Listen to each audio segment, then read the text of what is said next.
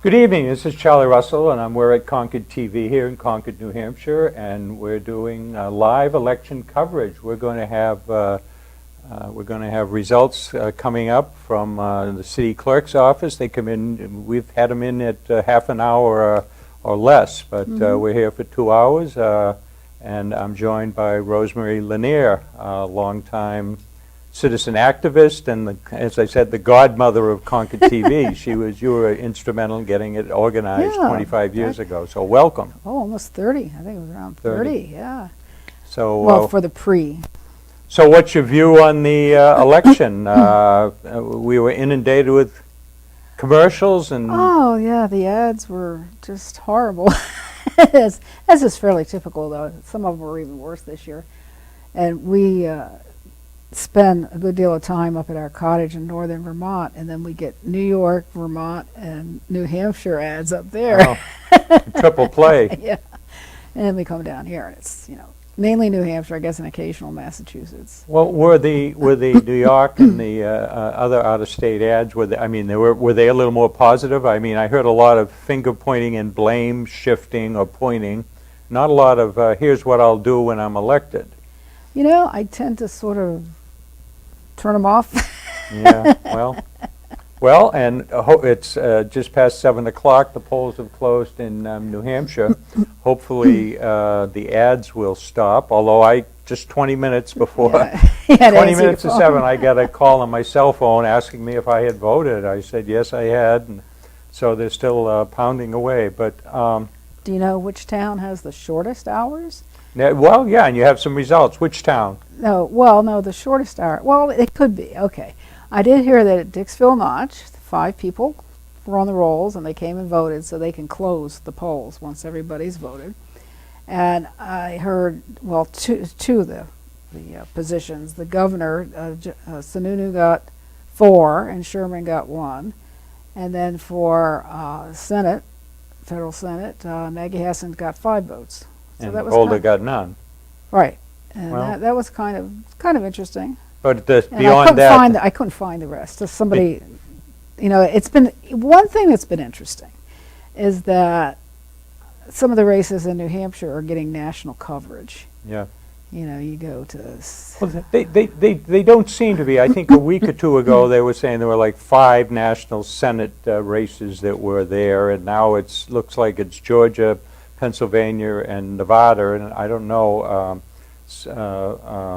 McConnell's PACs pulled a lot of money out from Boulder the last week or 2 that we're going to run in Portland, Boston, and New Hampshire. But we'll see what the results are. But let's go down a little bit here. We're going to be covering the results here in Concord. But we are going to attempt to do some comparisons. We have some numbers here on what was the 2016 race when Senator Hassan beat then incumbent Republican Kelly Ayotte.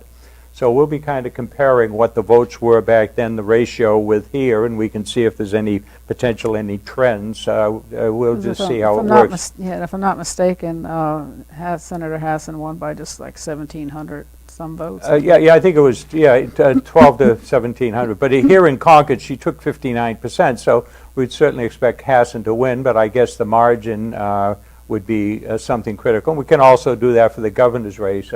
Governor Sununu is up for his 4th term. His closest race was in 2016, Colin Van Ostrin. So we have those numbers. We could do some comparison here. But we have some other issues. But we're going to go down with some state reps. We have 400 here in New Hampshire. I think have 13 from Concord. We have going down the ballot. We have the governor's race, the senator's race, U.S. Senate. We have representative in Congress. We have 5-time incumbent in McLean Custer. We have an executive council race, Cindy Warmington, and Harold French. She's running for re-election.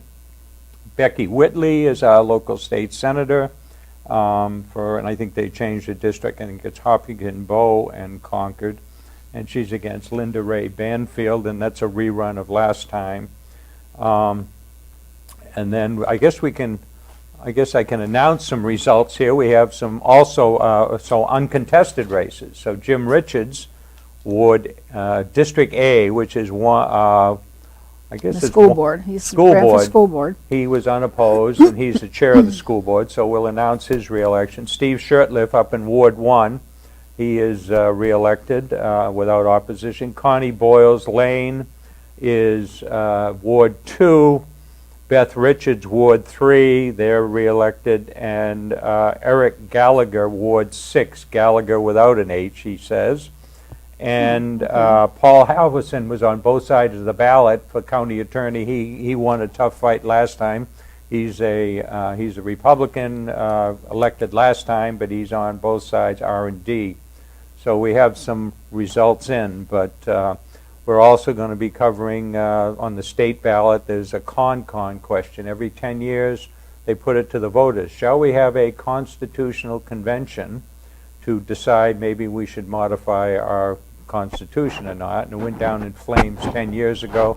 I think the last con was in 1984, where I ran at large and come in, I don't know, 29th out of 44 or something like that at large. And there's also, what's that question we were talking about, registrar of probate? Yeah, that actually I think the position, they switched it over to, what's the Justice Department or something? In 2011, I believe, or sometime around there, but it's sort of exists, and it's like something I didn't really realize, or if I had in the past I forgot, is that I think the registrar of probate gets $100 a year. Yeah, they so and over time, all the things that the registrar does has been given to somebody else. They've folded them into the court system, but it's still in the Constitution. So if you read the question, you really can't tell what they're doing. They're basically repeating the language, and it says county attorney, registrar of deeds, county treasurer, and they take out the registrar of probate. So I don't think a lot of people lost a lot of sleep worrying about how they'd vote on that one. School board, we have two races. Your race on your side of the river is incumbent is Virginia Cannon, is it? And she has some opposition? Yeah, Sarah Robinson. Okay, and there was some press about that being the challenger had spent, there's no reporting requirements, but had on finances reported she'd spent $2,000 for the seat. On this side of the river, we have Dave Parker, who was in 5, 6, and 7, I believe, and he is being challenged by Kara Meeker.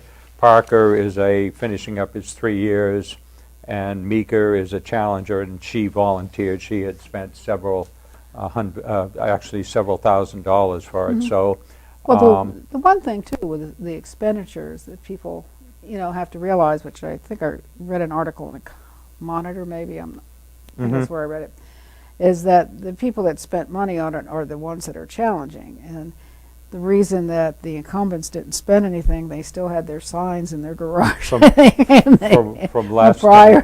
From last time, Because yeah. Well, so it's still possible, at that level for somebody to challenge someone, because it's not you don't do a lot of advertising on TV or anything like that. Well, a lot of school board races are, people have served on the PTA, or they've been president of the Little League or something, and they have good community involvement, and then they decide to run, and there have been some issue-oriented campaigns through the years about full-day kindergarten a few years ago. A couple incumbents lost because they decided it was time for it. But incumbents usually don't get an automatic trip back if they are challenged. Yeah. And on the school board, more so than in state reps or in city council, I've seen school board turnover, I won't say upsets, where incumbents are defeated. And then we had a charter commission.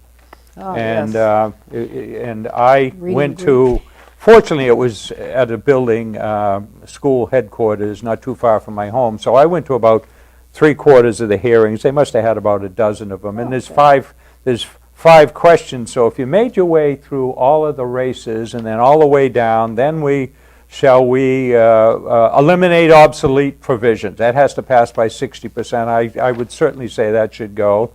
And then the next one was The obsolete yeah, provisions. they have Some of it,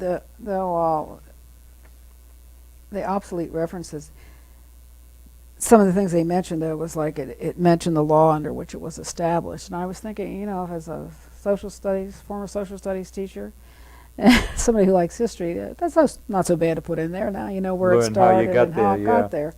So, and question 2 was they used the term district, which designates the whole school district, and then they had District A, District B, and District C, so there was some confusion. So now Districts A, B, and C will now be known as Zone A, Zone B, and Zone C, which are the 1 to 4, 5, 6, 7, and 8, 9, 10. Yeah. And then It's okay by me. I got it. there was an issue on Put the rest the of them. Yankee tradition of not overpaying people in New Hampshire. Our state reps get $100 per year, as do I think our senators. But our school board members get $1,000 a year. And so I went back and I testified to the committee. I went back and I said $1,000 a year in the mid-'80s, which was the last time we figured out it might have been changed. If you pump it into Google and it comes out that that's worth $2,500 there. So actually the money has gone down. So I suggested that maybe they should increase it, but the Charter Commission said, and it was also tied into the same amount that the city councils were getting. So they decided to split it off so the school board can set their own compensation unrelated to the city council. itself. But they declined to state- put a number in there. They said, let the school board set it. So And did the state have something to do with shooting down what they wanted to do, or was that on another? yeah, there was something. The state wanted to do. I'm sorry, the monitor did a good job in covering the candidates as well as the questions. The city council has a financial disclosure. If you run for office, you raise over $500, you have to say, here's where my money came from and here's how I spent it. The Charter Commission, School Charter Commission, had the same provision. However, when they attempted to put it in for the school board, the Attorney General's office says only the city has the ability to do that. The school districts don't. But Concord is one of the few school districts that is truly independent from the city. So perhaps we can get one of our 13 state reps to put in something that will allow them to do that. As we saw up in Croydon and other places, it's important that everybody knows who's coming in. It'll be out-of-state money coming in to fund people running for school board, much the same we see at higher levels. And then finally, well, it's actually question number 4. Now, if we haven't put you to sleep yet, we'll do a little more.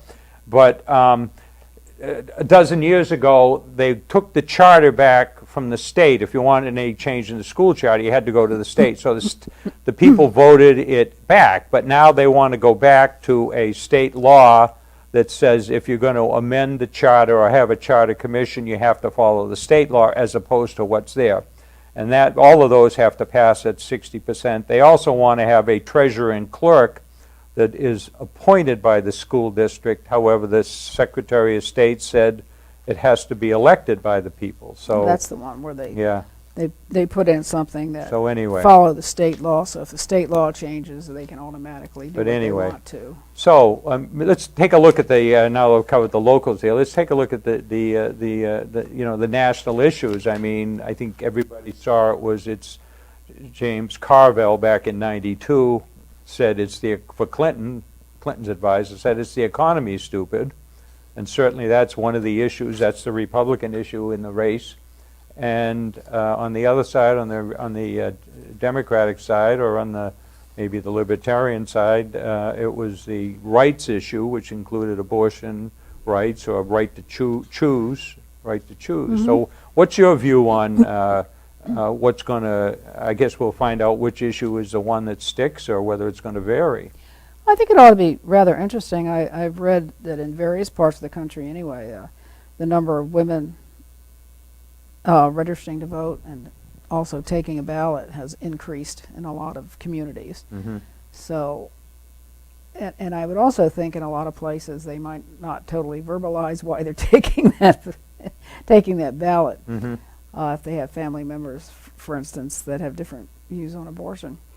The economy, yeah, it has a lot to do with things, but as a retired woman who throughout her life has seen, sexism rise and fall, really. Mm-hmm. And it's kind of, I was saying to some of the crew earlier, it's kind of sad that, it still rises up. And Mm-hmm. this approach of making decisions for women is kind of disturbing to me. And also in the area of health, like a lot of the comments I've heard from people who talk about being pro-life say they really don't know much about medicine. I'll put it that way. Yeah. That's the politest way I can say it. And to tell me that a 10-year-old that gets raped can't have an abortion, it's like, have you thought this through? Mm-hmm. Because a 10-year-old body might not survive that. Yeah, well, that's it. So we'll see. I mean, one thing I followed was, I think it was in August, Kansas already had an amendment that allowed choice and didn't restrict abortion, and they were looking to overturn it.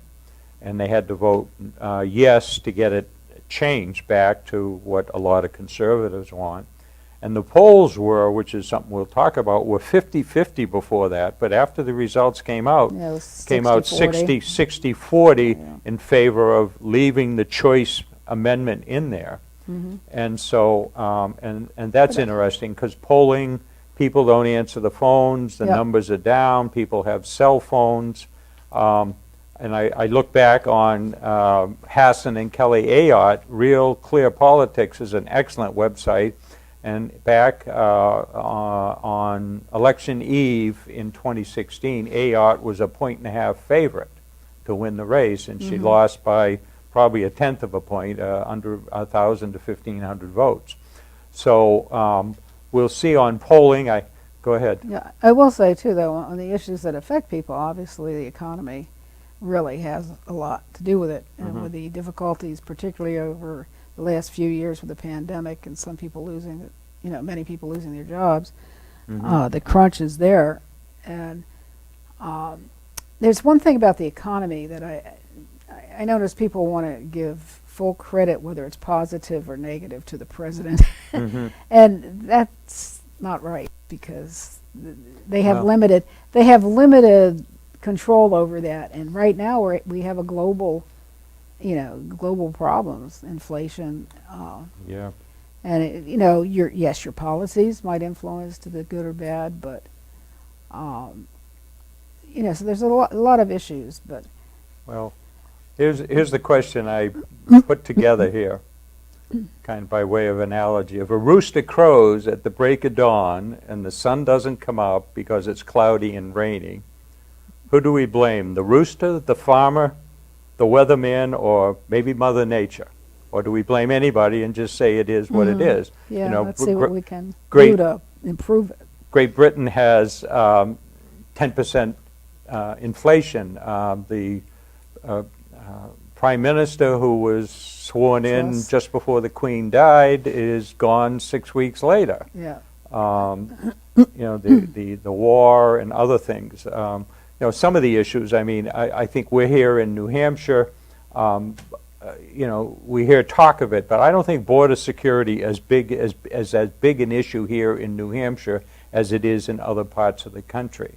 As much as some campaigns tried to push fentanyl coming across the border and getting into New Hampshire, it's here. There's no doubt it's here. But I'm not sure it's coming across the border at the same place where people are coming in. And I have read that a lot of drugs, I don't know if it's fentanyl per se, but a lot of drugs come in on airplanes.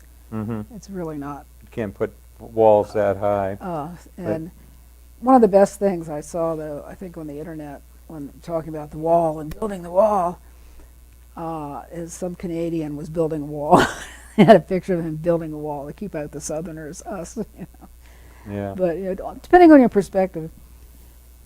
But also, well, I think with border and immigration, we have a system that needs redoing Major quite a problems. bit, and that's what we really should be tackling rather than Yeah.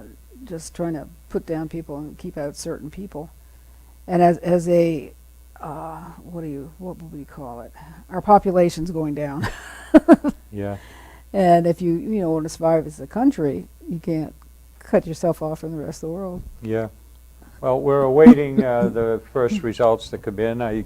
Polls have been closed here in Concord for 20, 25 minutes, I guess. We've been talking away, and when we get Oh, some... I don't know if you read, but I read something about some group was trying to suggest to people to screw up the count by, like, fill in your circle, for your candidate, then write in the same candidate Yeah, yeah. and check it. Yeah, And and so hopefully nobody followed that, but Yeah, that would be a yeah. terrible thing. Well, and this, I want to give credit where credit is due, too. I read 3 newspapers a day, which I guess when I talk to one of my younger friends says that's because you're old and you don't get it all on the internet or on your Thank goodness iPhone. we read or we read. And on paper. but the Concord Monitor did an excellent job bringing out profiles on the candidates, talking about what's going on, the issues, talking about the charter commission and some of those things. The Globe gives you a bigger view, and I guess I kind of watched the Massachusetts ads. They were talking about the millionaire's tax, and they were talking about what do they want to do? The dental insurance, and I mean the falsehoods that were going back and forth. About if you sell your house for more than $1 million, you're going to get whacked. Well, there was an exemption for $500,000 down there, and finally the Globe ended up doing some stories about let's explore the myths or let's explore the arguments, but a lot of Federal Trade Commission looks at consumer claims by products and companies. And at some point they come in and they tell them, hey, I'm sorry, you can't make that claim that this will, I don't know, enhance your sex life or do this, that, or the other, whatever claims are made, or make you lose weight without having some proof.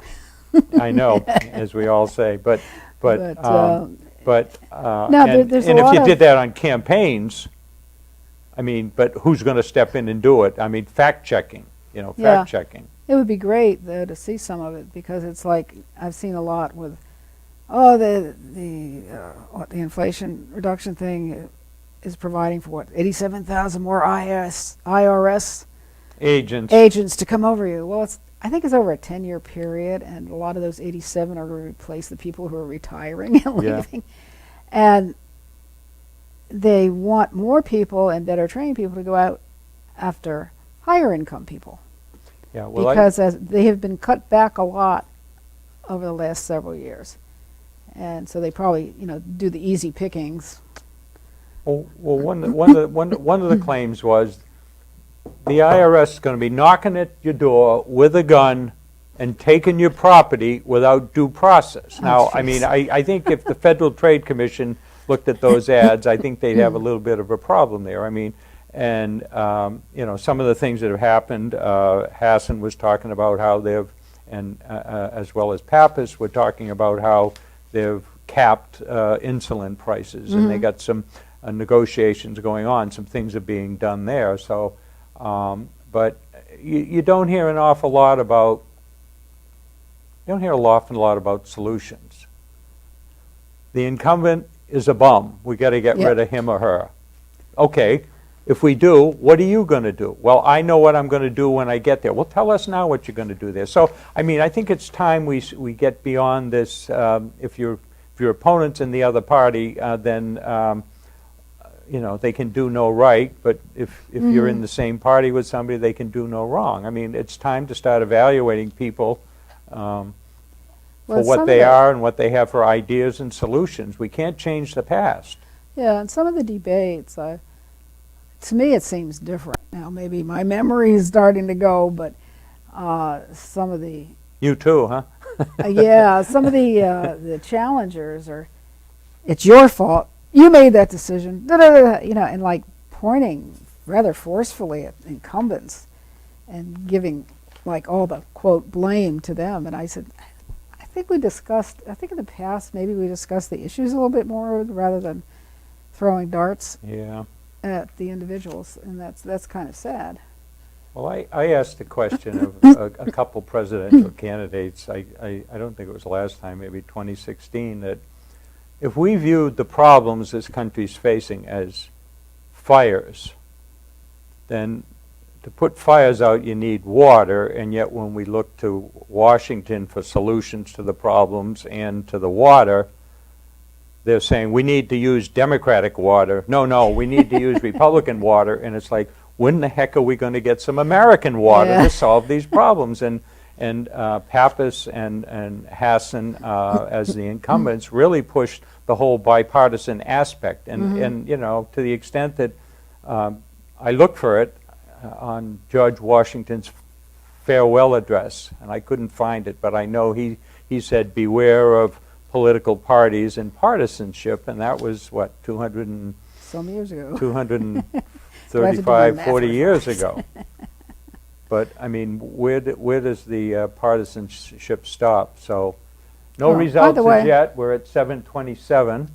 By the way, the town with the shortest hours, Yes, Hill. Hill, They don't open till 11. The polls don't open till 11 a.m. They go till 7, I believe. but 11 to it's- 7. Yeah. huh?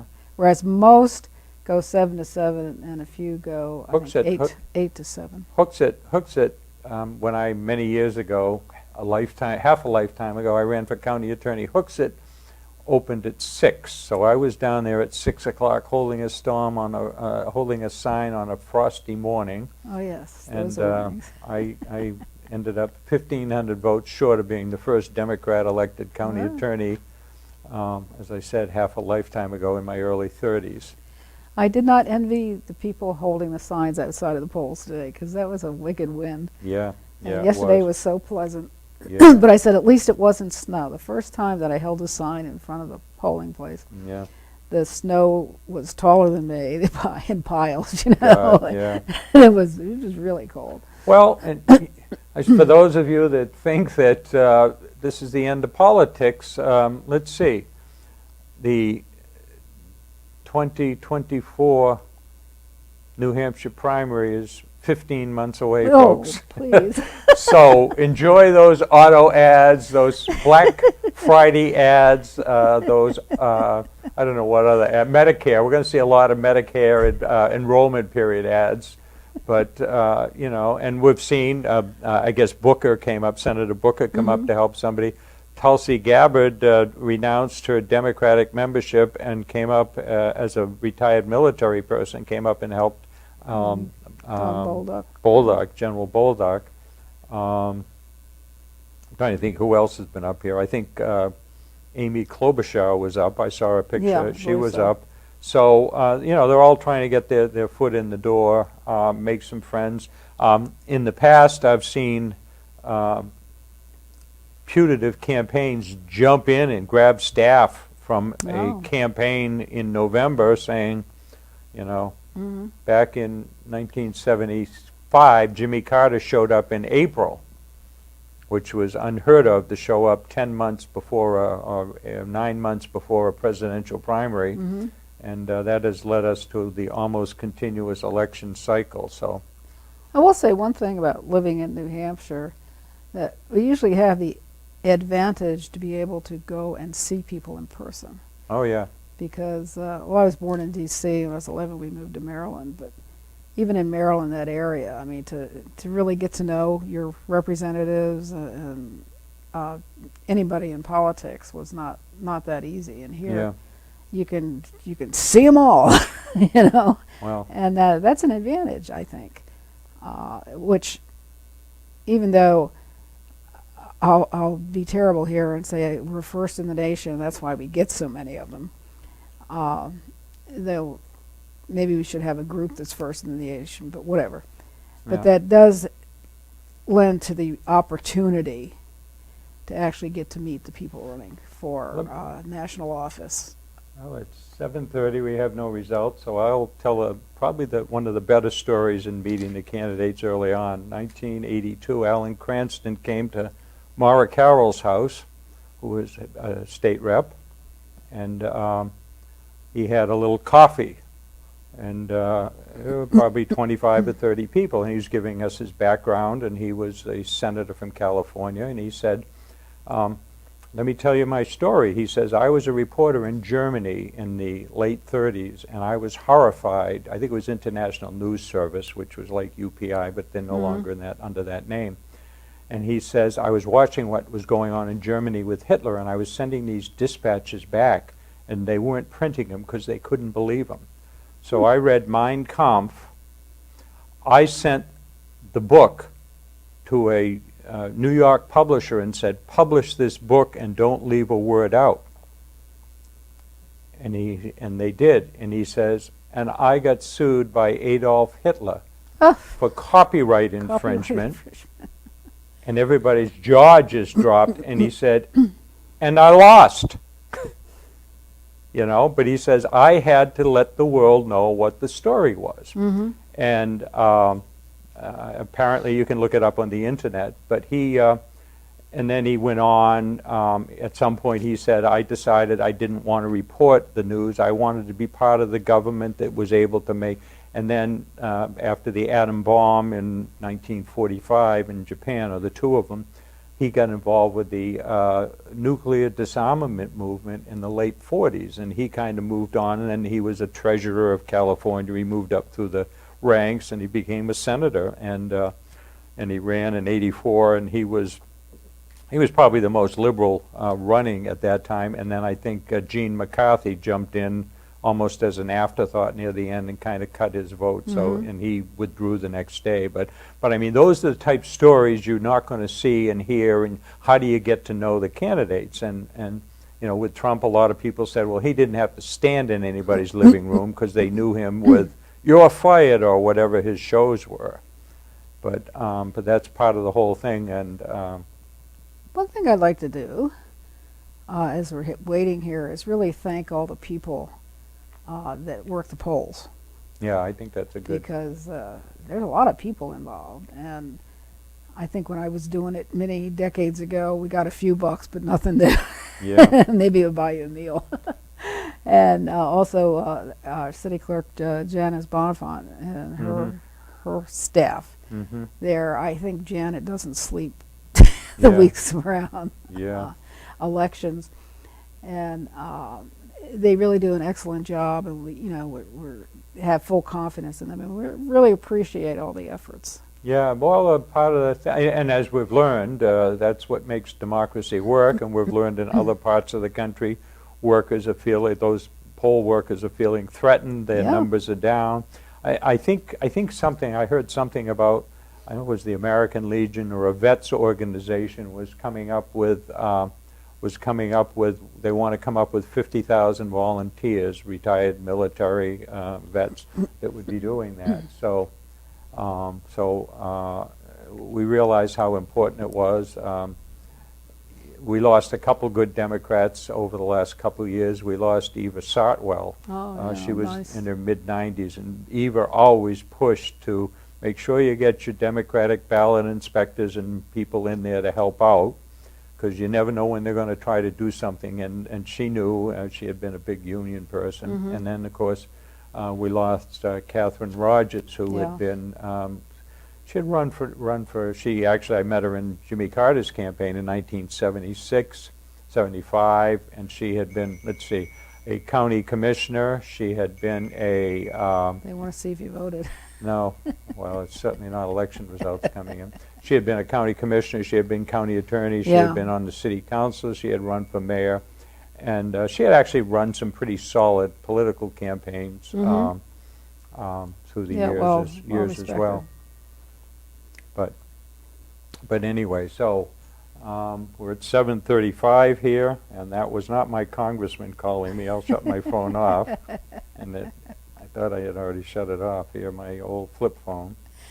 Oh, I had a flip phone until they said we no longer are servicing this, so it won't work anymore. they so gave I me- had they to gave- break down. They and gave me a new one. get a But any- modern one. But anyway, looking at Hassan and Ayotte in Concord back in 2016, Hassan won by 5,040 votes. It was 13,173 to 81-33, and the ratio of Hassan over Ayotte was for the city was 1.62, and a couple of Democratic wards it was actually 2.17. So before your eyes glaze over with too many numbers from this math major, but you know, we got a pretty contested sheriff's race going on here. Current sheriff, I think he's probably the first Democratic sheriff that was ever elected, Brian Croft. David Croft, I'm sorry. David Croft, and he won a close primary with a recount over Keith Mitchell, who was retired from the Concord Police Department, had done 30 years, moved up to, I think, deputy chief and a supervisor. And and then David Crawford went on and beat a longtime Republican deputy Dennis Crawford, with actually the difference was only, again, less than a couple thousand votes. I don't think there was a recount. So Keith Mitchell has returned. He is running as a Republican and been very active. A lot of signs out there, a lot of handouts, and it'll be interesting to see. There's been some stories about personnel turnover in the last couple of years. We won't get into that, but we'll see what the results are. But the results... That's also a position that I don't think we get enough information about. Yeah. You know, prior to an election. And I was going to look it up, but I didn't get around to it, like how many sheriffs are actually elected versus appointed. Because Yeah. you think this is a certain skill one should have, you know, with their experience, and does it make sense to elect a sheriff, or particularly when you don't get too much information on people? Yeah, well, when I ran for county attorney, that was one of the questions I got. What's the county attorney? Well, in most states, it's known as a DA, a district attorney, and other people have said, well, is this really something we should do the election? Well, I think it's old traditional British government that was transferred into New England, and, you know. But let's talk about whether we get our con or not. We have 400 state reps. At some point in the 1940s, there were actually like 444, and they were there was too many for the room, so they were able to cut it back. The next That's why they cut it back. Yeah, the next closest, far be it they would ever do that again. The next closest legislature is Pennsylvania with 200, so we could cut it in half. Now, for any out-of-towners that are watching, or out-of-staters, we only pay them $100 a year, so I was told there's going to be a one-third turnover, one-third decide it isn't worth their effort to come back. They do pay them mileage, but I'm not sure you can get too rich on mileage. Depends how far away you live, I think. Yeah. Because I remember a few years back there were some complaints about how much people were getting, certain people were getting for mileage. And of course people in Concord weren't getting anything because they lived in Concord. Yeah, but less of a demand. But and there's been problems of late, and maybe it's because of social media. We're more aware of it. I mean, there's been people coming out, putting out offensive social media posts, and then maybe resigning or being cut from a committee or something. And I wonder if maybe we should cut the legislature back. Right now, we got about 1.3 million, which means you got about 35. Every state rep represents 3,500 people. Well, when you're living in a town and you didn't have, maybe you had phones and you didn't have social media, or you didn't have texting and instant messaging, maybe we could go back to 200 and we could have 7,000 people per state rep, which probably wouldn't be too difficult. But, you know, and there's also been a quality of candidate issue. Years ago, there was something that would say some towns would elect somebody on welfare because they get that $100 a year. Oh. But that $100 a year was established in 1885 when the governor made $2,000 a year. So maybe we should set the governor's, no, we should set the legislative salary as leave it. 1/20th of what the governor makes. I don't know what the governor's making. I don't know if it's 200,000. Well, I think, well, the drawback to the $100 a year, I think, is that a lot of your people, and nothing against retired people because I'm in that category, but sometimes they're the only people who can afford a job, Yeah. that, quote, a job that pays you $100, and it makes it harder for younger people who are working. And so Yeah. you either have retired people or bigger companies, I would say, from what I've heard in the past anyway, will allow one of their employees maybe to, run and give them leeway on their hours because they're hoping for influence on that end. But it does cut out a lot of potential legislators. Yeah, well, I knew years ago, I knew a state senator, and he was pretty high up in an executive in the insurance industry, and so he got elected a state senator west of Concord. And he came in and somebody said, well, strictly speaking, you have a conflict of interest if we would appoint you to the insurance committee. He said, what do you mean I have a conflict of interest? Why do you think I ran for the Senate? So I could be on that committee and obviously take care of his employer. Well, things Yes. have changed a little bit, but I mean... Now the Senate, on the other hand, Mhm. now people talk about our large legislature, but we only have 24 senators.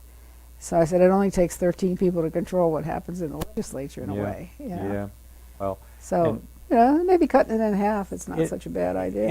I believe in the 70s, there was a constitutional amendment to increase the Senate to 36 and to cut the House to, say, 300. Unfortunately, they were paired together. They weren't separate.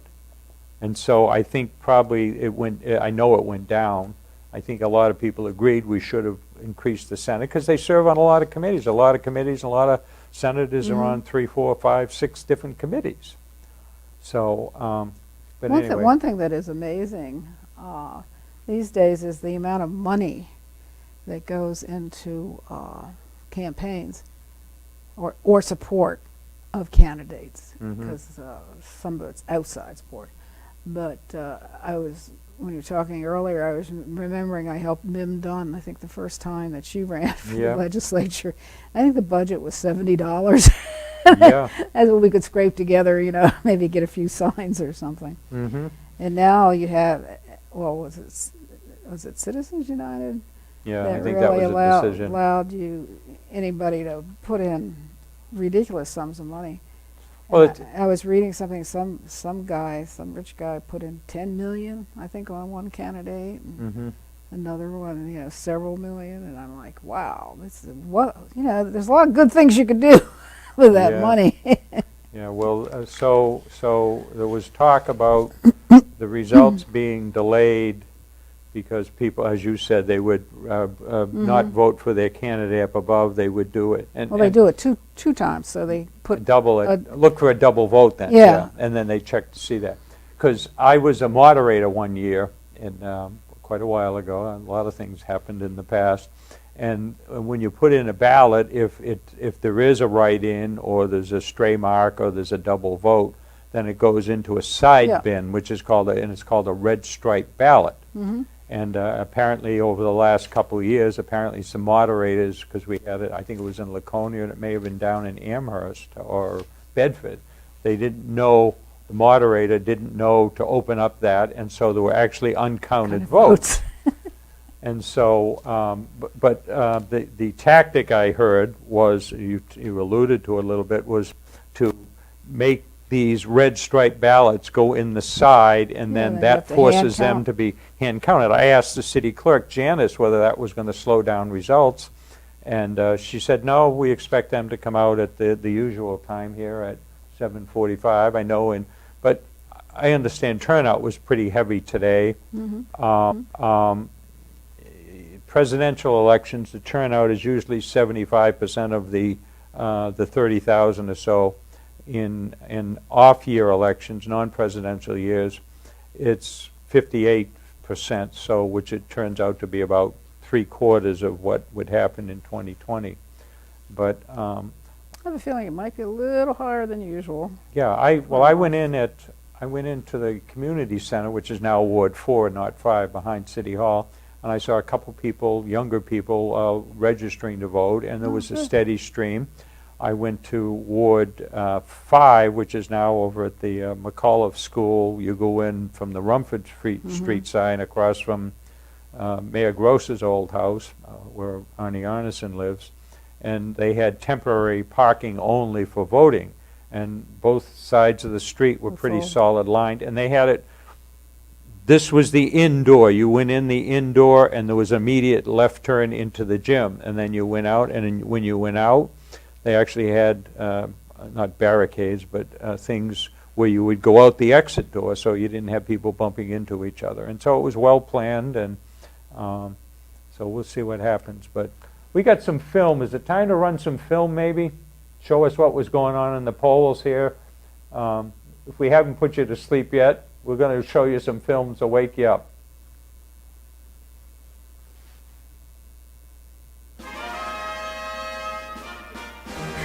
Should have done that sooner.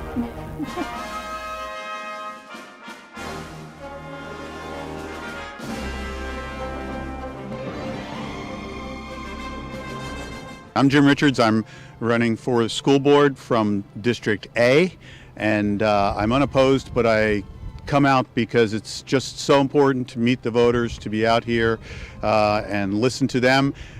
This is one of our most important civic duties. It's a little chillier, but it's a beautiful day, and it's so important for everyone to come out to vote.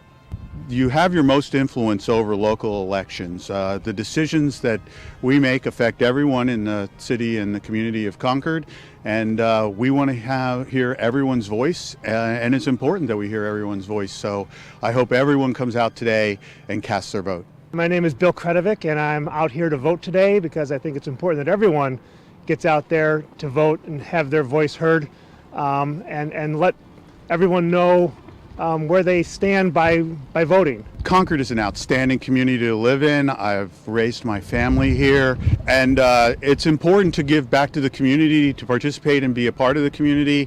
The reason this is such an outstanding place to live is because all the citizens care so much, and I consider it my duty to do whatever I can to help and give back to the community. I think it's important for everyone to actually come out and be a part of the process, because if you're not, then then you're not, and that's unfortunate. And I hope that everyone does have a chance to come out and vote. Your vote is very important. Everyone's vote counts, and you need to be a part of the decisions that affect your everyday life. We look for community involvement, we look for community input, and there's no more direct way that you can have an input in your community than to come out and vote on a day like today. People understand that local politics is extremely important and often sets the stage for national policy. The importance of essentially what we have on the local level is every single year. This gives a very clear message to the local leaders as to where policy is being formed. And that message is extremely important. So it gives the average citizen an opportunity to make their knowledge available to the leaders that set policy. The voting process today seems to be working. That's the most important thing, because there's been a lot of questions, and the Secretary of State did a very big bipartisan council on voter integrity. It seems to be working. I've not heard one person complain. The lines are long, but they're moving. The people inside, and I've been to 3 wards, are all doing their job. I also want to compliment I'm a Republican, my Democrat counterparts. Everybody has been, for the most part, cordial, pleasant. We're all standing out here in the same sunshine, but strong wind. Whether it's midterm, general, importance of voting is just extremely. I've deployed to countries where they don't get a chance to vote. And if you don't vote, I don't think you really have a voice, because we have that here. Again, whether it's midterms or for the presidential years, it's okay. It's still important to get out and exercise that right. I think most people know I was in the Navy for 26 years, and we fought so that people could have those rights. And I hate to see if somebody doesn't take advantage of them, no matter what their party, no matter what their ideology is. This is your true chance to do it.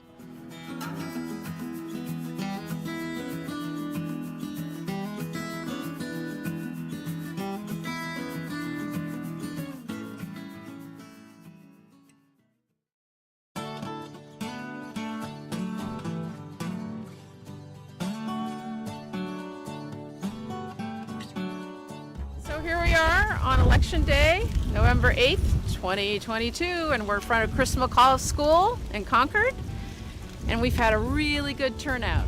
It's been steady. There was a line first thing this morning, but people are not daunted by the wind and the weather, and we're hoping for a really good overall turnout.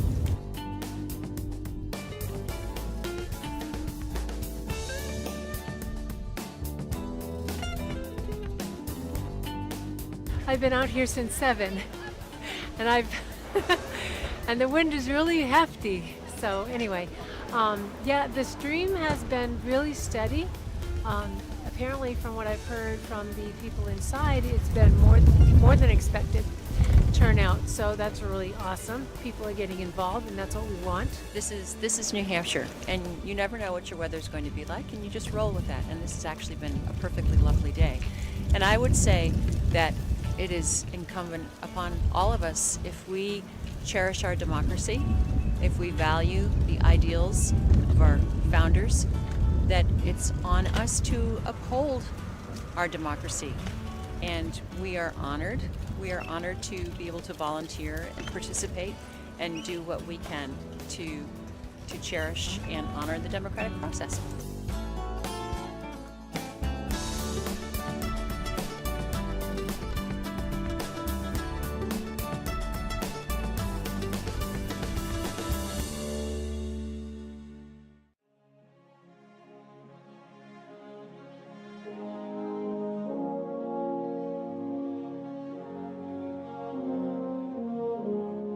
My name is Tim Soucy, and I'm running for a state representative. I'm running seeking my 4th term here in Concord. I've had 3 terms in Nashua, and this would be my 4th term in Concord if I get elected again.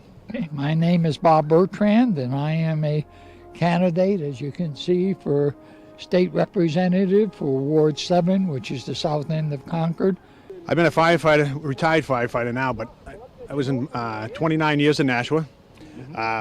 Was involved in labor unions, and I had a very good friend of mine down in Nashua, Jane Clemens, who convinced me many years ago to run for state rep.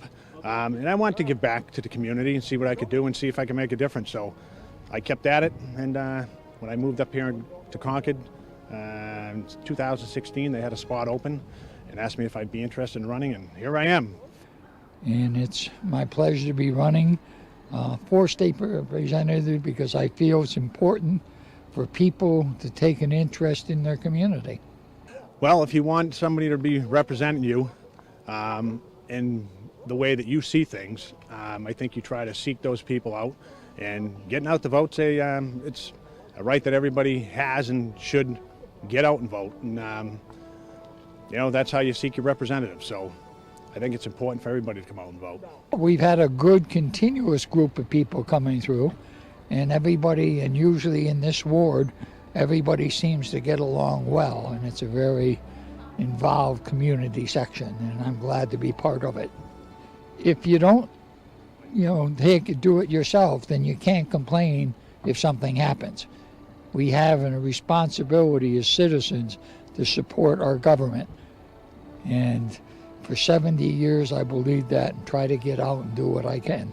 Your vote does make a difference. I mean, some people may not agree with that, but I think everybody's vote count. So make it count, come out and vote. The thing is, if we don't speak up and let people know what we're feeling, then how can we judge and help affect it for the future?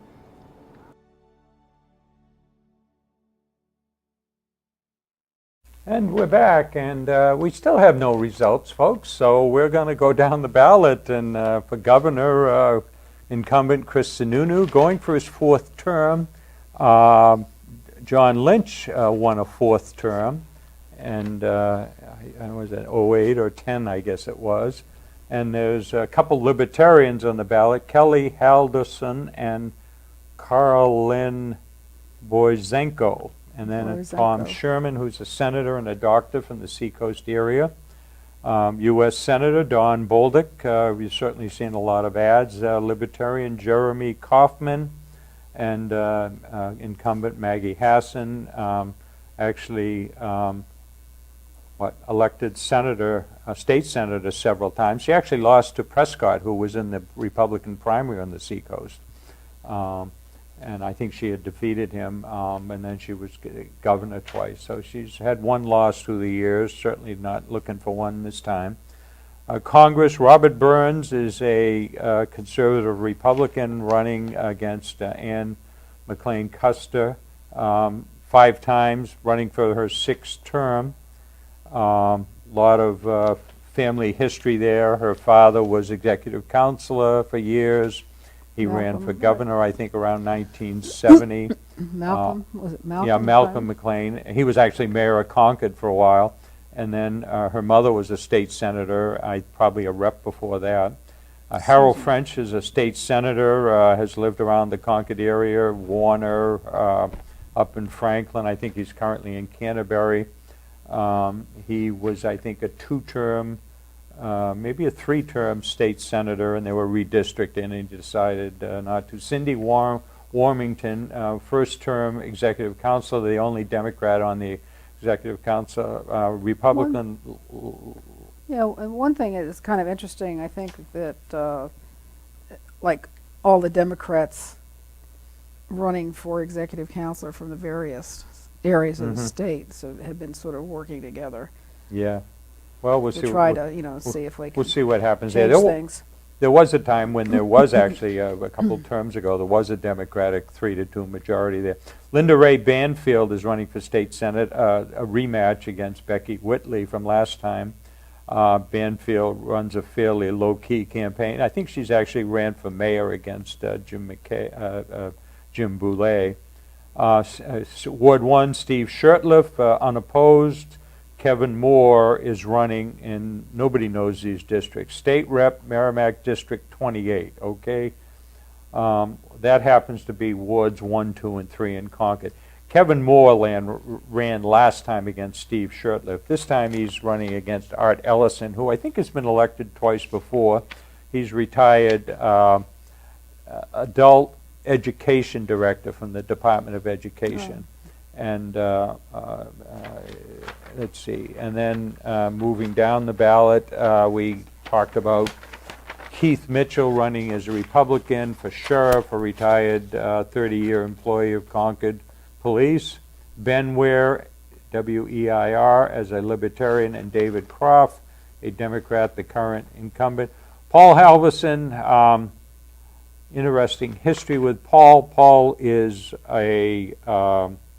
as an attorney, went to Franklin Pierce Law School, was a city councilor, I think, from Ward 7 10 or 15 years ago, was then a city prosecutor for many years, assistant city prosecutor with the Concord, prosecuting Concord crimes, then ran for county attorney, and a tough race, defeated an incumbent last time. County Treasurer Mary Heath, and as a Republican, Susan Cragen, Democrat. Registrar of Deeds, Peter Spalding. Peter Spalding, a commissioner, former executive counselor, ran for Congress in 1992. Long-time Republican, running against Erica Davis, a Democratic activist, been very active in politics. Scott Maltzy is running for Registrar of Probate, assuming the position survives. And Jane Bradstreet is the current Democratic candidate. I think years ago, I think she ran as a Republican, but she's running as a Democrat this time. Interesting, at least on the Democratic side. I think Erica Davis is now the Register of Probate, so it's like she went up to Register of Deeds. And then Susan Cragen, I think she's Register of Deeds and now is running for county Moving up, so attorney. Yeah, I it's think kind you're of right, interesting. so, but anyway, so, and I think my recall, I don't know, is, county commissioners, I think, make about $10,000 a year, which is about the same that executive councilors make, I think. And that registrar of deeds, I would assume, is a full-time, full-salary job, making, I would guess, between 70 to 100,000 a year. I can't tell you, I haven't seen the county budget. No county commissioner on the ballot here. There's 3 county commissioners. They're elected for 4 years at a time. Tara Reardon is the Concord's commissioner, and she was elected last time. So let's see, Ward 2, Connie Boyles Lane is an incumbent. I think that's she's been elected at least once before. She's unopposed. That's Ward District 16, Ward 2. Ward 3, the state rep is unopposed. And we were talking earlier, Beth Richards. Actually, we were talking, the Monitor had a piece about, what is it, back in the 90s, there were 13 state reps from Concord, and all 13 were females, even though there was a couple of Republicans in there. And Mim Dunn was in there, Liz Hager was in there, I don't know if Kathy Rogers was in there, Candace White Bouchard was in there. Look at the state, you know, at times it's been very interesting because at times, let's see, I'm trying to think of what would be the 4. I think our 2 senators, our rep, 2 reps? Okay. And our governor were all female at one time, too. Yeah. Well, I see from our floor director, Matt, that Ward 2 results are coming in, so don't go to the refrigerator and get that beer. Or go, you know, and then Go, by the and time you go, get we'll back- read them over if you do go, but it's kind of like with the 2-minute warning in the football game, you know. Well, honey, it's only going to be 2 more minutes. I'll be right out. I told some of my friends, don't tune in before 7:30 if you don't want. That's usually when they come in, so we're a little slower So this time anyway, around. so we'll see what the results come in here. And I think they'll come in on the sheets. And once they start, famous last words, they come in like wildfire. We just but, won't say it too loudly. But anyway, so Just think of the candidates, though.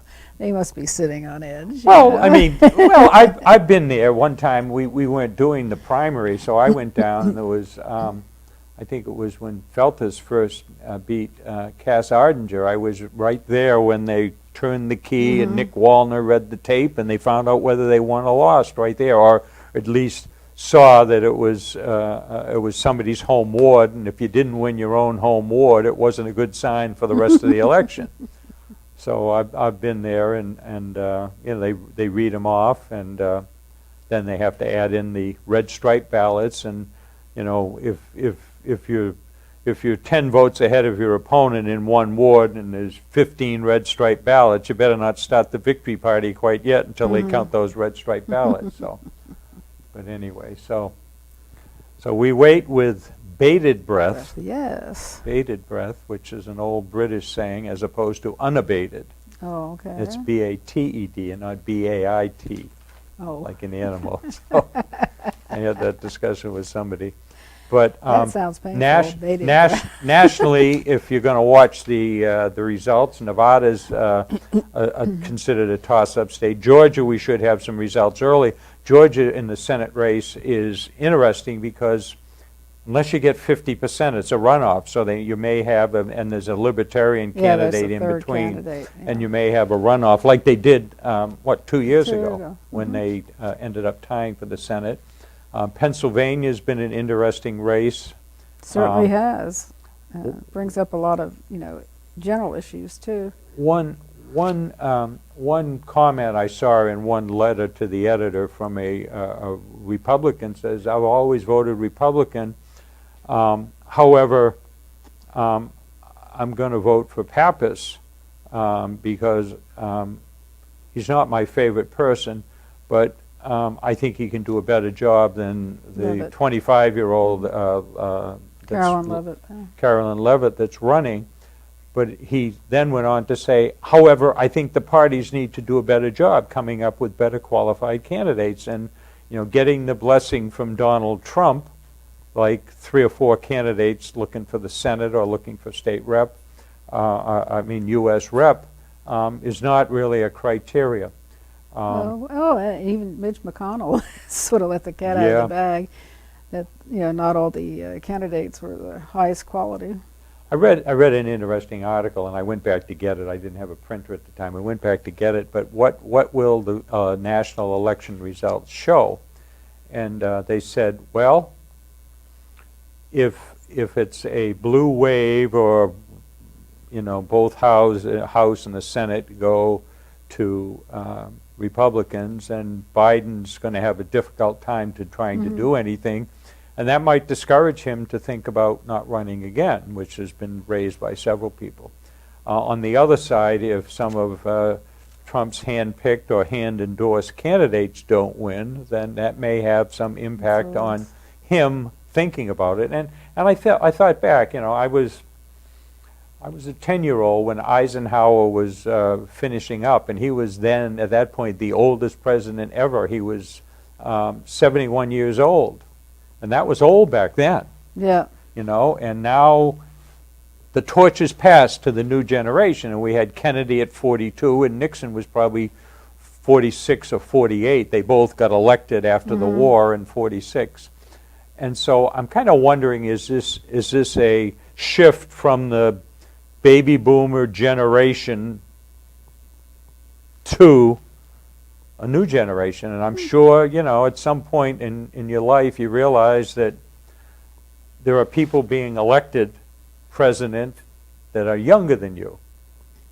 And at our age, at our age, that's happened a few times. And when you get into and when you get into your 70s, people will say, "Oh, they're younger than us," and you say, "Well, most all of them are younger than us, unless you're at the nursing home or, or at the pickleball game, I guess." Yeah, it gives you, as you grow, you get different perspectives too. But so it may be Definitely. a what's the word they would say, a transformational year, 2024.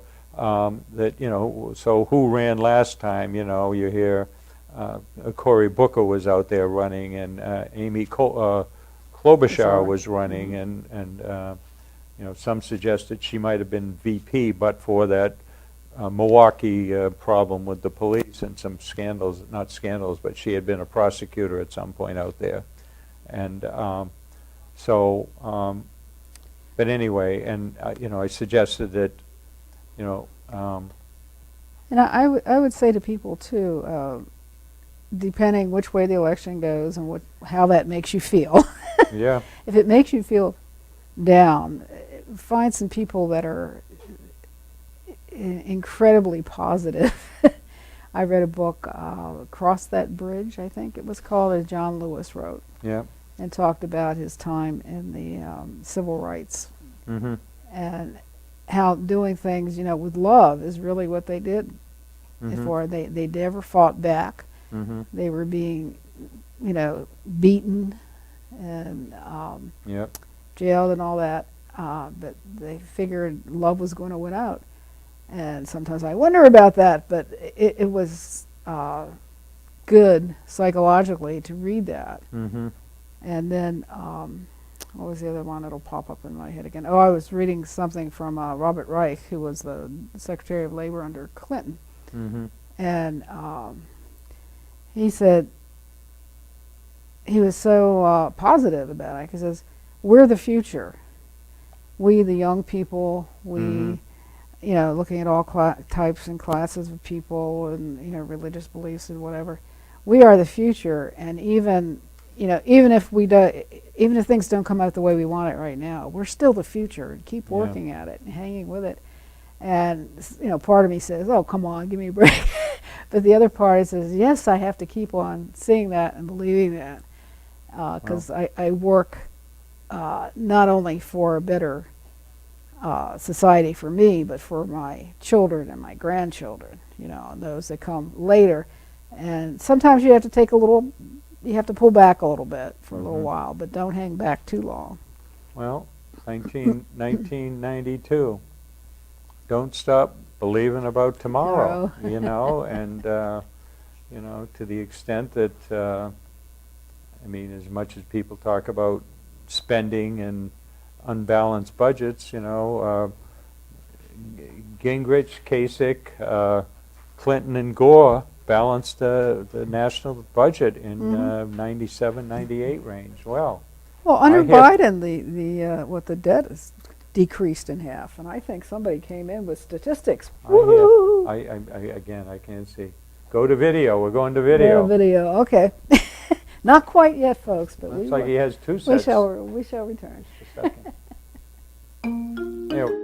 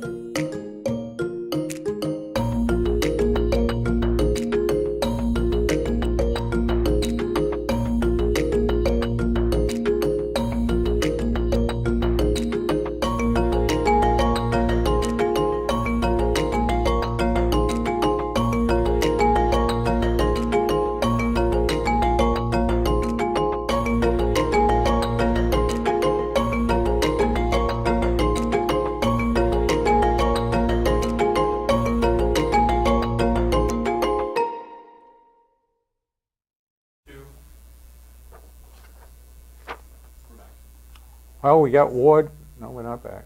We are back, okay. I don't know which camera, but anyway. We got some Ward 2 results here at 8:13, folks, so thank you for your patience. Ward 2 is up toward Pennacook Way, but not necessarily there. Chris Sununu, 782 votes, and Tom Sherman, 821 votes. So Sherman won by 39 votes. Don Bolduc, 570, and Maggie Hassan, 1,032. So a little less than 2 to 1 there. Ann McLean Custer, 1,047 votes. Robert Burns, 578. Harold French, 638 votes. Cindy Warmington for Executive Council, 959.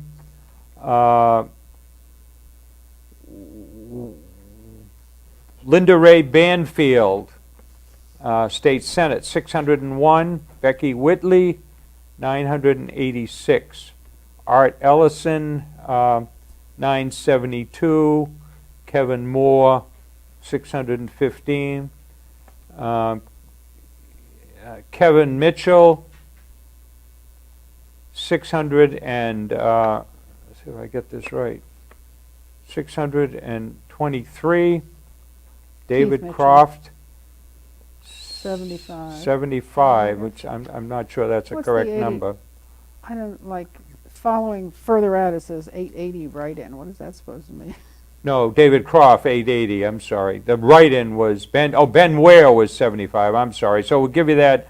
Kevin Mitchell, 623. David Croft, 880. So Croft wins by, what, about 157 there, I guess. Let's see, Peter Spalding for Deeds, 649. Erica Davis, 904.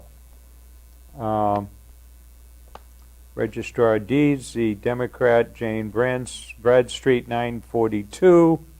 Scott Maltzy, 612. Let's see, how are we doing on, you able to read this? I think I'm starting to figure it out because the Okay. numbers for the candidates are farther off on the page. Yeah, yeah, Just so. forgive us, you know, we're learning. Con 1, 891, that's, I think that's, is that the, and the second one is 468. Con, looks like it's failing, they're having a constitutional convention. Jim Richards got 764 votes there. And let's see, we got He 1 was through on- he 5 was- questions here. He was uncontested. And So it looks like, I think they have to get 60% on the school charter. We'll just do the numbers. 631 yes, 213 no, so that's 75% roughly. Question 2, that was obsolete. Question 2, 631 to, nope, no, 708 709. to 150. That looks like that passed. Question 3, 373 to 506. So question 3 is not going anyplace. Question 4, 664 to 193, and question wow. 5, 627. So the only question that, question number 3 there, looks like it's not even getting to 50%. Let me check. Question number 3. Question 3, shall we allow the school board to set their own stipend amounts? This would provide school boards to establish the stipend paid to school board members. I guess people don't have faith in them because that. Well, you know, the school board and some of the issues going on. And question 4. So anyway, so those are the results. I guess the only extrapolation I might be able to help you with, folks, is in Ward 2 in 2016, Hassan won 1157 to 855, which would be 302 votes. And in this year, she won by 1032 to 570. The ratio, which is what, 462, I think? The ratio of Hassan to Ayotte was 1.35. And the ratio for Hassan to Bolduc is 1.81, which I guess from those results I would suggest that Hassan is winning bigger against Bolduc than with Ayotte. We have Ward 9 here. See if I can help you out on this one here, folks. Forgive my squint. It's the numbers. Sununu 698, Sherman 817. So Sherman wins again, as did Van Ostren in 2016. Ward 9, which is Center City on the Heights, Bolduc 483, and Hassan 1027. So 2-1 for Hassan there, and that's probably one of the more Republican wards in Concord. What was it? Burns 483, Custer 1055, again 2-1. Harold French 531, Warmington 974, Banfield for Senate Republican 538, Whitley 964, Georgievitz Andrew in Ward 9 610, Merrill Gibbs 895. That's Andrew. And I guess that one's a final then. That was only one ward. So Merrill Gibbs is elected as a Democrat in Ward 9. Ward 9, Ken Georgievitz, Andrew's father, 584. Chris Schultz, 912. So that's a 328 vote difference there. So tough to make up. On sheriff, Kevin Mitchell, 540. David Croft, 893. See what else we've got there. I guess I'll leave that. We have Ward 8 here. So we'll go down here. Ward 8, Governor. Ward 8 is the south side from Manchester Street's section, probably up till up toward the airport, that area. Sununu, 862. Tom Sherman, 818. So Sununu wins. That's a Republican-type area, so Sununu wins by... Well, it's not too many points. It's 44 points. Yeah, Donald Bolduc, Senate, Ward 8, 612. Maggie Hassan, 1040, 1,040. So that's 428 votes. Burns, Republican for Congress, 613. Custer, 1076. Harold French for Executive Council, 675. Warmington, 981. Banfield, 674. Whitley, 977.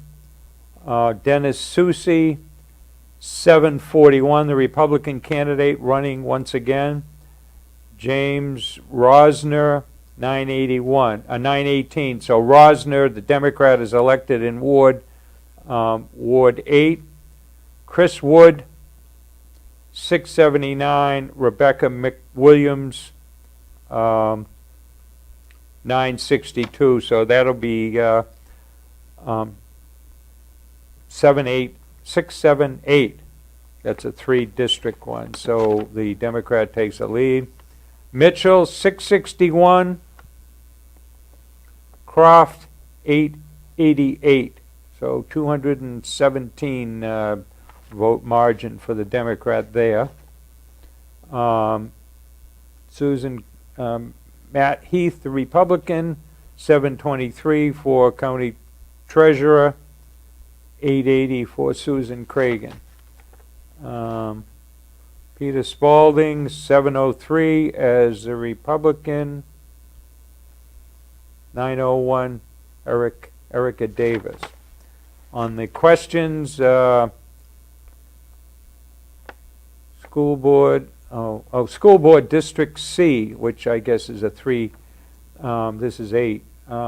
Sarah Robinson, 884.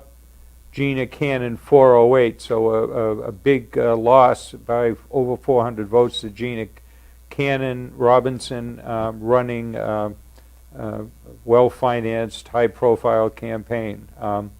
That's a 3-ward district. Pretty tough to come back from a 400-vote loss, 476 vote loss here. On the questions,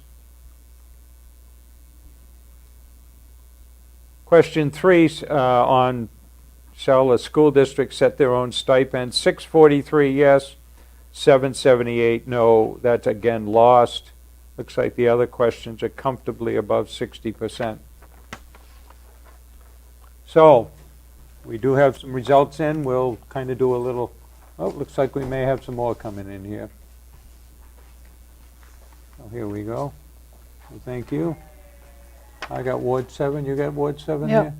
Yep. You want to read them? You want me to continue on? Oh, you can read them because I'm writing them down. Okay, so Ward 7, that's West Street to the Bow Line.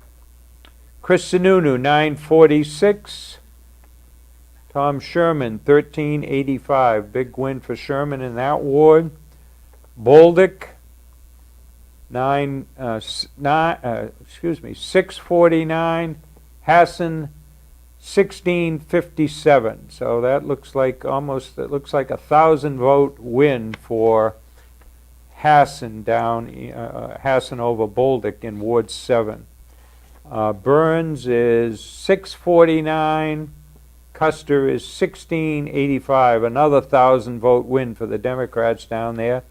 Harold French 696. Warmington 1588. Not quite 1,000 votes there, looking like 800. Banfield 671. Whitley 1603. I think we could call Whitley pretty solid. She's had almost a 2-to-1 margin in most of those. Let's see, Robert Bertrand, the Republican running for state rep for Ward District 21, Ward 7, 662. Tim Soucy, 1,600 votes, so again, close to 1,000.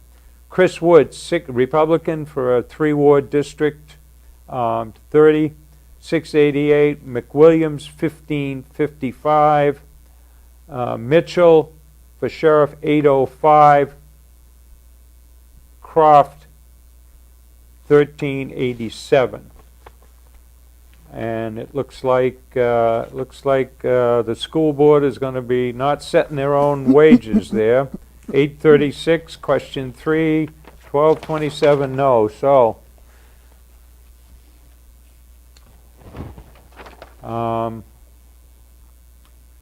anyway, so we got some results in, and I don't know if we're able to tabulate some of those. What have you got there for some three of the results? positions anyway.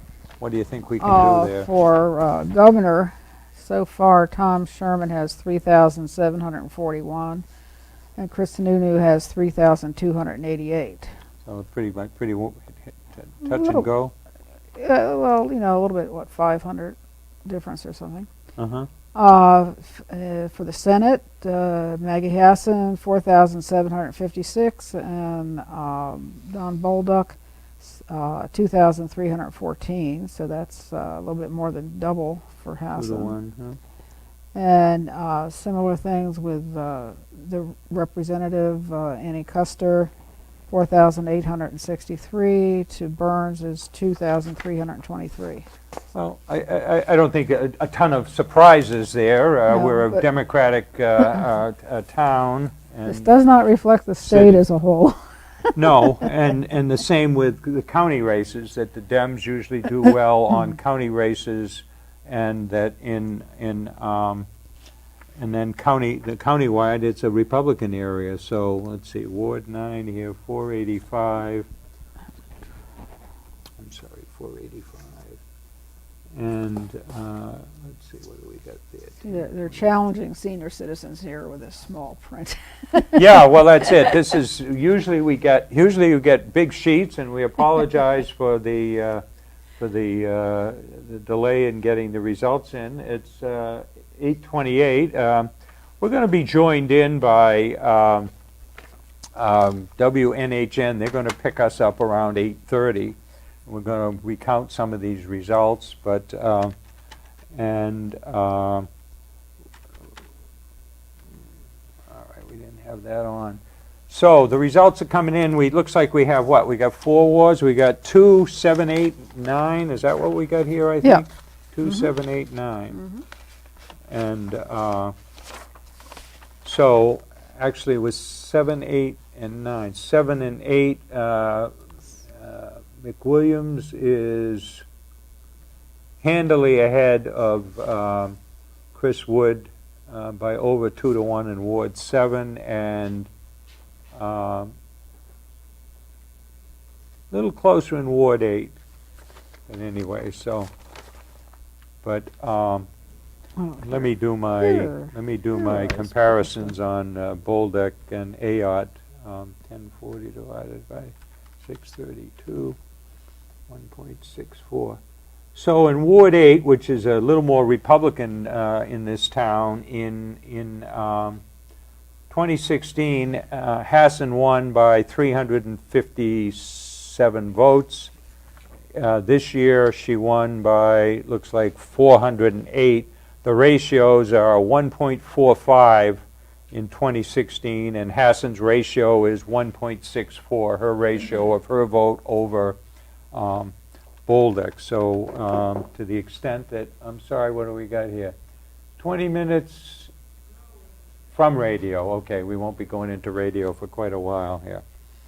So, for those of you interested in national results, WNHN, which I serve on the board, is 94.7, but it's also WNHN FM. You can pick up them on the internet. They're going to pick up a national feed. I think it may be from Pacifica Radio with some national results if you haven't been watching them elsewhere. Ward 9, which is probably the most Republican ward in Concord, Hassan in 2016, 1,159 to 689, 1.68. This year it's 1027 to 485. It's 2.12. So Hassan's ratios continue to run above what she did last time, where she only won by 1,000. But it's Concord is one of 12, one-third of one of 12 counties. I wouldn't think Concord is any more than 5% of the total vote, but could be some indicators. Got some more results here for us? Okay. Thank you, sir. I got Ward 1. Is that what you got there, too? Yep. Okay, so we'll go down the list here. Ward 1, Pennacook. Votes at Immaculate Heart of Mary on Bonnie Street. Chris Sununu, 886. And Tom Sherman, 900. So Sherman by 14 votes. Donald Bolduc, 634. And Maggie Hassan, 1136. So 502 votes there.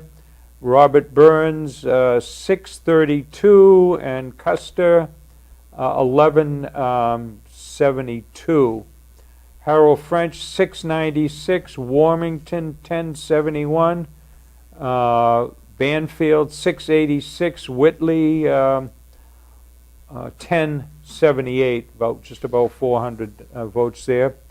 Shirtliff was unopposed. Kevin Moore, 710. Art Ellison, 1055. So it looks like Ellison's well on his way to a victory. 2 of those 3 wards are in. Keith Mitchell, 651, and Croft, 1029. So Croft was chief in Boscawen. A lot of roots up in that area. Pennacook, pretty much right next door to Boscawen, obviously. For you. Halverson, 1029, unopposed. Cragen over Heath for, I guess that's treasurer. Spalding, 719. Erica Davis, 1022. Maltzy, Republican for probate, 656. Democratic, Jane Bradstreet, 1088. Con, question 1, 978 to 546. Looks like having a constitutional convention is going down in flames. 575 to 965. And let's see, school district vote is a little shorter up there, but again, the stipend is not going forward. It's 107 yes and 203 no. That needs 60%. Question 4, question 5, and actually questions 1 and 2 look like they're comfortably well over 60%. So we have, so far we have 1, 2, I think, 1, 2, 7. We got about half of them in, just over half. Looks like we got some more coming in too here. 1, 2, 7, 8, 9. And Thank here you. we go, Ward 4. Now, Ward 4 is the most Democratic ward, second most Democratic ward, but to Ward 6. Chris Sununu, 625. Tom Sherman, 1162. So 500 votes there for Tom Sherman, 500 plus. On Bolduc, 443. Hassan, 1340. So 900 vote victory there for Hassan. Burns, the Republican, challenging Custer. Burns, 463. Custer, 1353. Looks like about 900 votes there. Harold French, Executive Council, Republican, 498. Warmington, 1289. Linda Ray Bayfield, Banfield, 476. Becky Whitley, 1301. So I think we're pretty much called Whitley's race as a winner. State Rep, Kristen Jackson, Republican, that's Ward 4, 489. Jim McKay, former mayor, longtime rep, 1295. So Jim McKay is handily reelected. Ward 4 is part of that 4, 9, 10 district. Ken Georgievitz, 519. Chris Schultz, 1256. Keith Mitchell, 482. David Croft, 1181. So a very strongly Democratic vote there. Peter Spalding, 532. Erica Davis, 1207. Maltzy for probate, 478. Jane Bradstreet, 1254. Stipend is not going anyplace. Concon is not going anyplace. No state constitutional convention. That's losing 610 to 909. So that gets us over the 50% mark here. That's let's see what happened with Ward 4 here. 443 for Boldick, and Hassan 1340. Pretty much 2016, Hassan against Ayotte. Hassan had 1343, and Ayotte had 620 in Ward 4, and this time Hassan only had three votes less, 1340, and Bolduc only 443. So Hassan continues to run up good margins here in Concord. Whether that's an indicator of a statewide vote or not, I don't know. What I do find interesting is that 2016 was a presidential year, and Hassan got 1343, and usually in non-presidential years you only have about 3/4 as many people voting. She gets only 3 votes less than she got in 2016, whereas Bolduc went, the Republican, Ayotte, 620, and now Bolduc is at 443. So we got 57, 157, 177. Ward 5. Ward 5, the hospital area coming down to downtown. They vote at the McAuliffe School. Let's see. Chris Sununu, 771. Tom Sherman, 1,447. So almost 2-to-1 there for the Democrat. Don Bolduc, 524 for Senate. Maggie Hassan, 1694, so 1,170 votes there, almost 1170. Robert Burns for second CD, 531, and McLean Custer, 1699, so 1,000 votes there. Harold French, 572, Republican for Executive Council. Cindy Warmington, 1624. Linda Banfield, 556. Becky Whitley, 1642.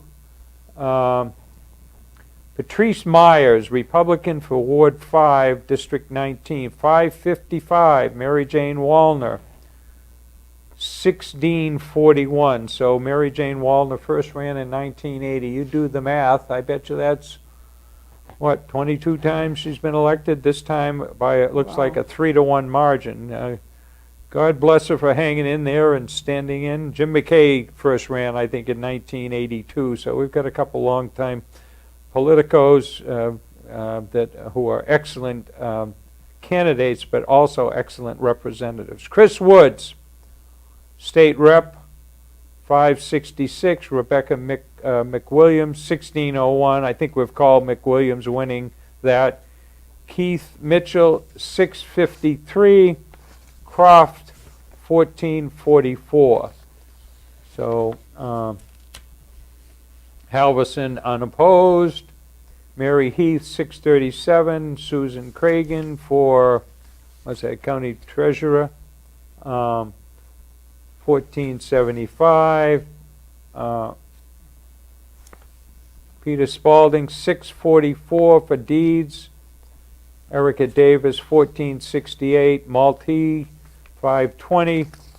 Bradstreet's 1594. Let's do away with the registrar probate. Change the Constitution. 1245 to 627. Concord went down 1 to 2. 604 to 1303. Dave Parker, 759. The incumbent, Karamika, 1058. So that looks like about 250 votes in a 3-district. That's District B. Charter questions, pretty much no stipend. So anyway, that gets us 1, 2, 4, 5. Looking for 3 and 3, 6, 3, 6, and 10 remaining. So let's compare Ward 5 here. We had, for Bolduc, we had 524. Let's see. And we had Hassan at 1694. You don't And, let me catch up here. Again, again on Ward 5, looking at Hassan's race, which I think is probably the most interesting race here. In 2016, Hassan had 1,674 votes, and she, in an off-year election here, she had 1,694. She actually had 20 more votes, and on Ayot's side in 2016, it was 847. Whereas Bolduc had 323 votes less at 524.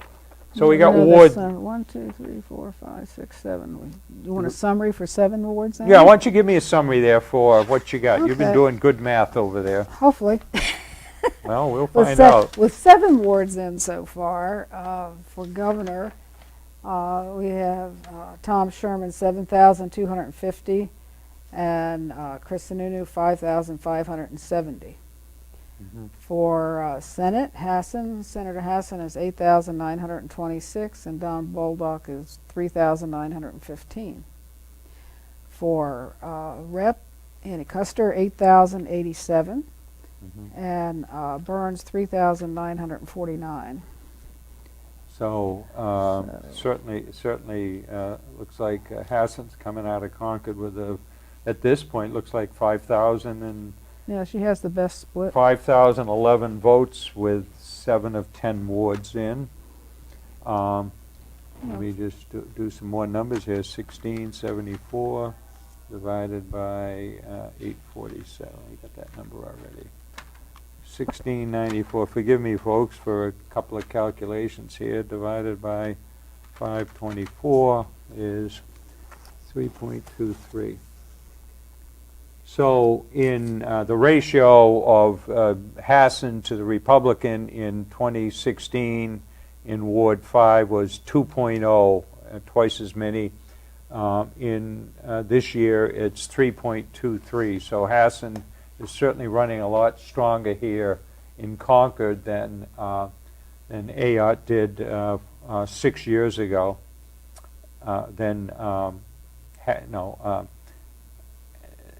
Hassan is beating Bolduc by a much bigger margin. Double. Yeah, more Much than bigger double. margin than she beat Ayot here. We actually have another ward here. We have Ward 3. I get my eyes to focus one more time. I think we got 2 more here. So, Chris Sununu, 476, and Tom Sherman, 535. So this is golf course, prison area, comes down just south of the cemetery. Bolduc, 347. Hassan, 656. So again, 310 votes there. Burns, 342. Custer, 682. Harold French, 371. Warmington, 628. Whitley, again, looking like 365, 632. Beth Richards, That's Richards. Oh, she was unopposed as a state rep, reelected.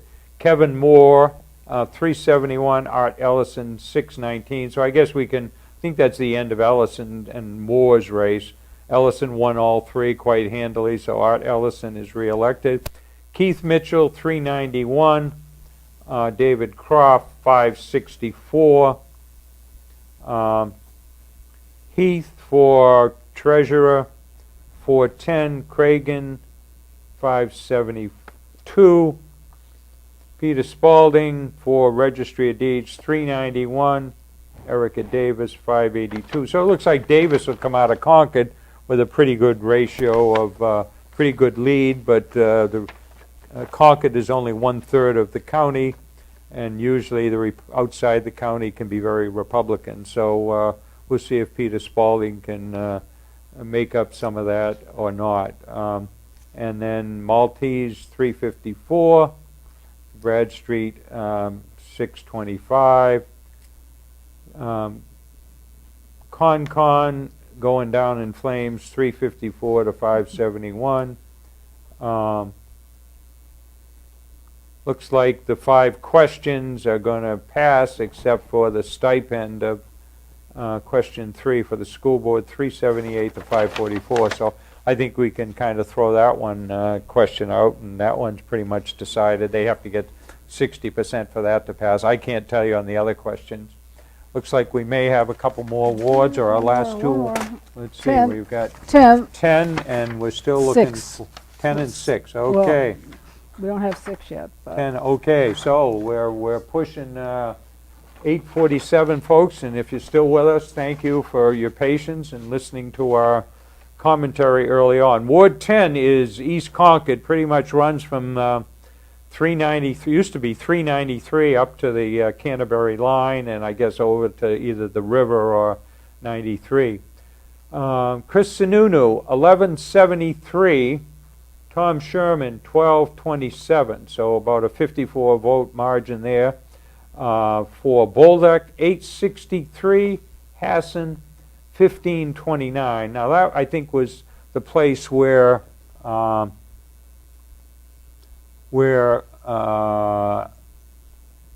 the race was closest in 2016. So that's a more moderate area where Republicans seem to do better. Robert Burns, 838. Custer, 1559. Harold French, 910. Warmington, 1457. Warmington up for re-election, coming out of Concord with a pretty good lead. Banfield, 902. Whitley, 1446. This was John Cate, the Republican, 851. Matthew Hicks, 1512. So congratulations to Matthew Hicks. Ken Georgievitz, 1036. Chris Schultz, 1330. Keith Mitchell, 971. 1273 for David Croft, 302 votes. Heath, the Republican, for treasurer, 988. Cragen, 1266. Spalding, 994. Davis, 1271. Maltese, 878. Bradstreet, 1373. Probate looks like it's going away. Sarah Robinson, 1285. 652 for Gina Cannon. So it looks like Sarah Robinson has defeated incumbent Gina Cannon for the school board seat, representing, I guess, 8, 9, and 10.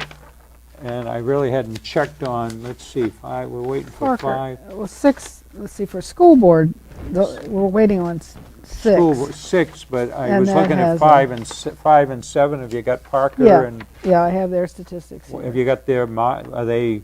You got a 2-ward? Kara Meeker. Meeker's, she's ahead in both. Okay, it's kind And of so we buried just down have there. one, yeah. She's like 22 something, and he's 14 something, 15, about 15. Yeah. And there's one more award for that school zone. I guess we'll probably call Yeah, it he lost zone in by the two- future. 299 in Ward 5, and he lost Nobody 400. 400, so he's about 700 votes down, and probably not enough in Ward 6 to come back. So take a look here at Ward 10. So anyway, so Sherman is, what, coming out of Concord with a lead, it looks like, but back in 2016, I had some numbers here, see if I can pull them up quickly. Back in 2016, Sununu's closest race was Van Ostren, and I'm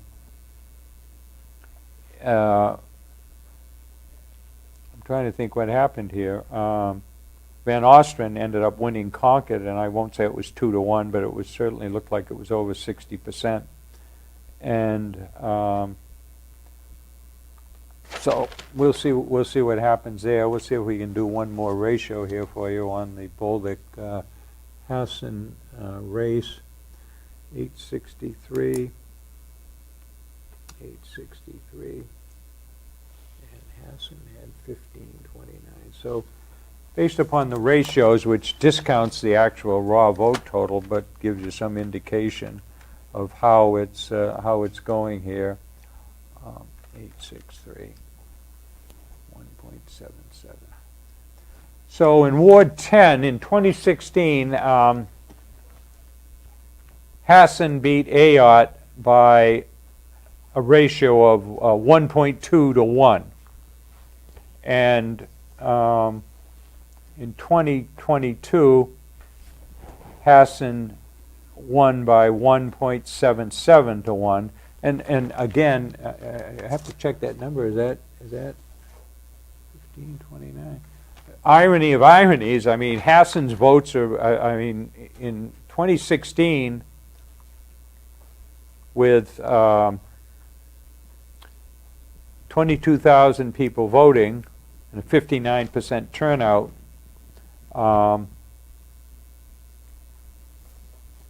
No, Hassan had 59% over Ayotte back in 2016. But Hassan's vote in Ward 10 in 2016 was 1,529, and her vote was identical in 2022, 1,529. The difference with Ayotte had 1,278, and Bolduc had 803 or 863? 863. So Bolduc had 415 less votes than Ayotte did. So I don't know what's going on statewide or elsewhere, and we're coming up on 8:53 here. I'm looking, the lights are getting me here, folks. Looking, we're waiting for one ward, Ward 6, Ward but 6. So far, with all the 9 wards, let's see, for governor, Dr. Sherman, 9,012 votes, and Chris Sununu, 7,219 votes. And for Senate, Senator Hassan, 11,111. And Bolduc is 5,125, 125. And for Rep, Annie Custer's 10,328, and Bob Burns is 5,129. so There's Bob, isn't it? I don't want to speak too soon, but certainly any hopes Burns, yeah. any hopes for a red wave in Concord certainly didn't occur. Concord has been known to be very strongly Democratic. All 13 state reps were Democratic, and it looks like all 13 will be returned. Ward 8 was an open seat with a retirement. Another 3-district, Kathy Rogers, passed on, so her seat was open, and Georgia Vitz ran, had an awful lot of signs out there, and I don't think anybody worked harder this election, judging by the number of signs out there. Unfortunately, if you're in a strongly Democratic, I mean, back in the 80s, we first met in the 80s, second half of the 80s, on the city Democratic Committee. And I think in '87, Steve Cahill had been the first Democrat elected citywide other than Mary Louise Hancock, and then that changed, and that Mim Dunn was elected after Steve passed on. Dunn was elected. I ended my tenure as city Democratic chair in '92, I believe, when '90 when Clinton and Sweat both won, and I said this isn't going to ever happen again, and that was when the city pretty much shifted to Democrats. Oh. You know, and with influx, whether it was the influence of the law school, bringing in outsiders, Concord during the '80s. I came here in the '70s, mid-'70s, '73. Concord was 30,000. Concord was 30,000 people, and by 1990, Concord had moved up to low 40s. So. So this is Ward 6, Ward 6. So final one here, and it's 8:56. We're going to shoot to get off by by 9. Chris Sununu, 5:55. Tom Sherman, 8:80. Don Bolduc, 3:97. Maggie Hassan, 1,018, so 600 vote margin there. Burns, 407. Custer, 1049. French, 444. Warmington, 982. Whitley by 2 to 1. We've already called that. Gallagher.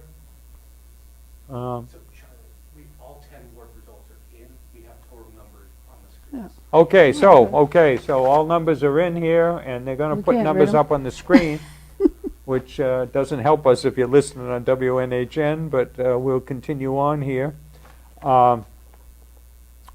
McWilliams continues to beat Woods, so she's reelected. Kevin Mitchell, 446. Croft, 881. Let's see. Where is our, oh, here he is here. Peter Spalding, 459. Erica Davis, 929. Dave Parker, 516. Kara Meekin, 649. So we have 2 new school board members. Congratulations to Kara Meeker and to, what's Robinson's first name? I'm sorry. Sarah. Sarah Robinson, 2 new school board members. However, you won't be getting a pay raise, $1,000 a year.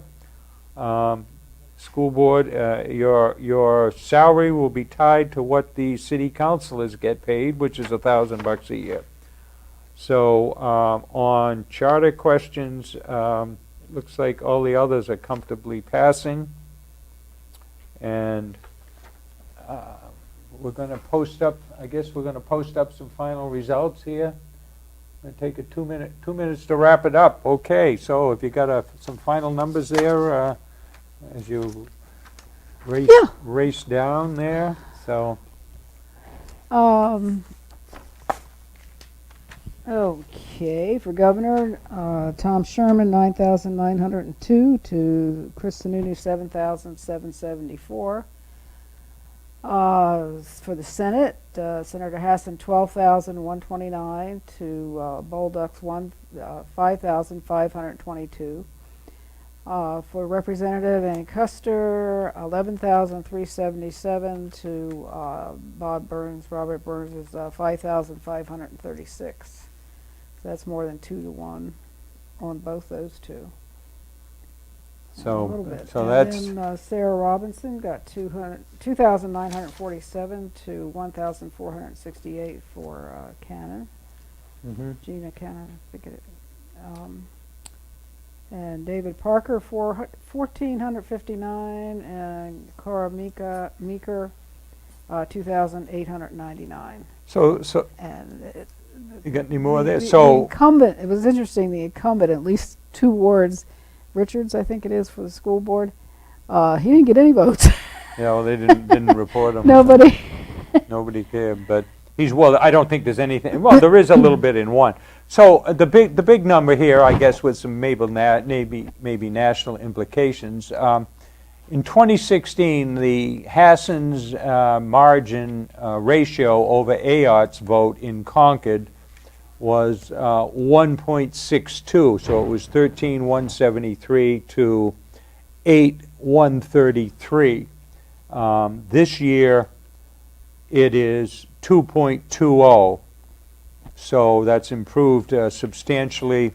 The vote, 12,129 according to your math, and Bolduc getting 5,522. Ayotte last year against, 6 years ago against Hassan, came out of Concord with 8133. So Bolduc did, looks like 2,500, 2,611 less than Ayotte did here, while Hassan's vote with the presidential year offset was only a difference of about 1,000. So anyway, things look good. Charlie Russell for Concord TV. We want to, what do we got, 1 minute or wrap it up? I just say Jim Richards did get 764 votes in Ward 2. So we want to thank you for watching from near and far, and thank you for voting. Thank you for the candidates that ran and won, and the candidates that ran and lost. That makes democracy work. To the poll workers and to the voters. So Charlie Russell for Concord TV. Rosemarie Lanier for Concord TV. Thanks for watching, and thanks to the staff here too. I'm sorry, and we'll see you in February 2024 with primary results. Just 15 months away, folks. Don't scare people, Charlie. Thank you very much. Thanks for watching. I know too.